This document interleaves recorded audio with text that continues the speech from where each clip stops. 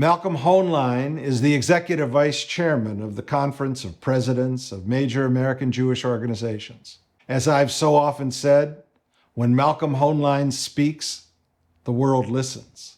Recently, he has done pioneering work on the Abraham Accords, an American-led initiative which seeks to create peaceful relations between Israel and her Arab neighbors.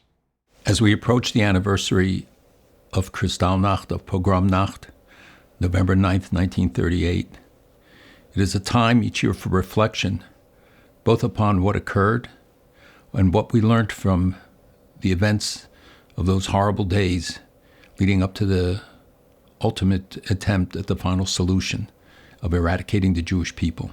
We know that many people were arrested, that people died, but they put this name of Kristallnacht to neutralize it, and they also put out false figures to minimize it. Thanks to the research of Beit Ashkenaz, in which I was privileged to participate and led to the publication of our 2-volume study of all of the communities in which attacks on synagogues took place, just in those areas under Nazi control that night. It was the beginning of the end, but it was also the end of the early stage that began with words of hate that led to deeds of hate that were promulgated and by the government and by official agencies, by the Nazi Party, and eventually gained acceptance amongst broader and broader segments of the German people who could then stand by while synagogues were destroyed in their own communities, while they saw their neighbors of decades, even centuries, being removed and ultimately being sent to concentration camps and annihilation.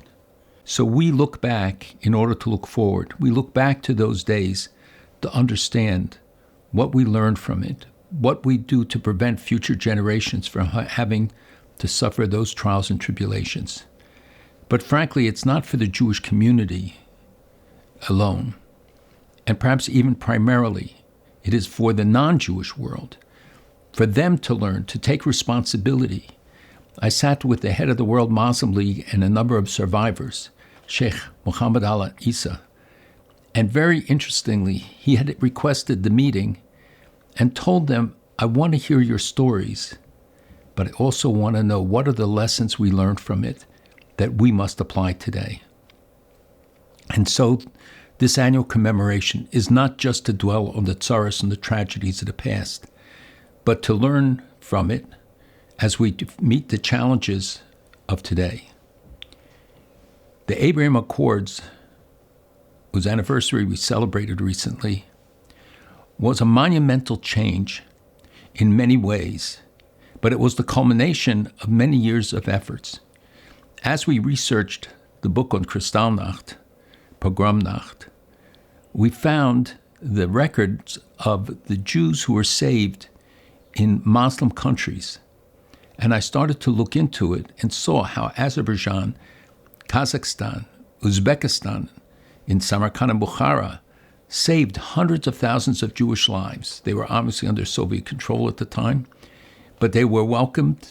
Situations weren't always easy or good, but because of it, these Jews were saved. And little recognition was paid to it, nor to the long history, 2,600-year history in most countries in Central Asia, of Jews living there, being welcomed there, living in peace, with no history of anti-Semitism. So it is not inherent in Islamic Jewish relations that there be these kind of contentious relationships. In fact, as we see the rise of anti-Semitism around the world and in the United States, often with double-digit increases in hate crimes, and the vast majority of hate crimes are directed at Jews. Religious hate crimes are directed at members of the Jewish community and Jewish institutions. We note that the one place in the world where we're seeing a decrease and serious efforts in many countries to address anti-Semitism is in the countries of the Abraham Accords. We've seen the changes in textbooks in Saudi Arabia, Egypt, Holocaust commemorations in the UAE, Bahrain, and other countries. We see the changes that led by Morocco, where His Majesty has courageously adopted the Aladdin Project and seen to the restoration of a lot of the historical Jewish sites to remind people, the Muslim population, of the Jewish contributions and the importance of the Jewish community in Morocco. And we see it throughout the Abraham Accord countries that there is a change, and then that is reflected in the polls and studies. The Abraham Accords are, to me, very specifically important. I began more than 30 years ago efforts to reach out to the Gulf because I believed that we have so much more in common, and the problem is that we let outsiders and the negative forces dominate the discussion. And we found that the more we talked, the more we found what we have in common. Just recently, I had a dinner with 6 Muslim ambassadors from 6 of the Central Asian Muslim countries. And as we sat in a very long evening, a most wonderful evening, we found more and more that we have in common, things that we can do together, our common interest in the next generation, and seeing to it that they don't carry on the legacy of hate, which is so destructive, and how much we have to gain from each other, how much they have to gain from a relationship with the State of Israel, addressing many of the critical challenges from water reclamation, energy independence, all the things that Israel has achieved in high tech, which would benefit all of these countries if they were barred from it because of these artificial divisions. That is not to say there aren't political differences. They aren't, isn't to say that everybody has to march in lockstep. No. What the Abraham Accords show us, that when we turn the focus on the positive, on what we have in common, not just what divides us, we find how much we can build on that and how we identify the fact that the differences are much less than the things that unite us. That we can work together to the benefit of the people in the region of all faiths, but also for the world at large. It sets an example to many. Perhaps if countries in the world had united against the Nazi threat early on, if they had taken the events of Kristallnacht seriously and had responded to it, then perhaps the outcome would have been very different, not just for the 6 million Jews, but for the tens of millions of others who paid the ultimate price for this hatred.